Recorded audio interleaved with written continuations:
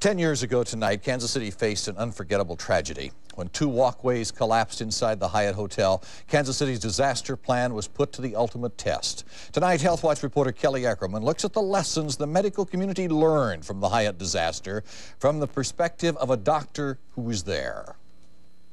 I take you down to the Hyatt where you're standing in 3 inches of water with body parts floating around and people screaming and people trapped and people dying and people begging for help. I don't care who you are, it's going to be a traumatic experience that you'll never forget. Dr. Joseph Wackerly was there, the medical officer in charge during the Hyatt disaster. And he has nothing but praise for every individual who took part in the rescue operation that horrible night in 1981. Still, he and numerous others have spent the past 10 years scrutinizing what went on that night and the days that followed. The aim is to make Kansas City even better prepared should we ever face mass casualties like that again. Can't say we lacked anything. We had the appropriate supplies, and we had the appropriate personnel, and we had the appropriate backup, and it went about as well as it could go. There were always little things. Those little things, according to Wackerly, included improving the communication system at the scene, making it clear who's in charge at the scene, integrating the use of helicopters in the search and rescue operation.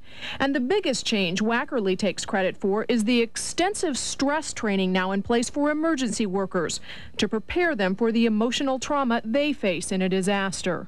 The people who function in that environment well are the people who can let it affect them, and then put it down and get on with their job and focus and become objective again rather than subjective. The people who can't are the people who can't dismiss the horror. They need to leave. To mention only how Kansas City's emergency care has improved since the Hyatt disaster would really be an understatement, because Kansas City's disaster plan has now become a model across the country and around the world, largely because of Dr. Wackerly's experiences here, particularly experiences one July night 10 years ago. If you can feel good about such a terrible thing, if there's really a silver lining to a cloud, then Kansas City should feel good because it had a near-perfect response to a terrible disaster, and it learned its lessons well. Kelly Ackerman, KMBC 9 Health Watch.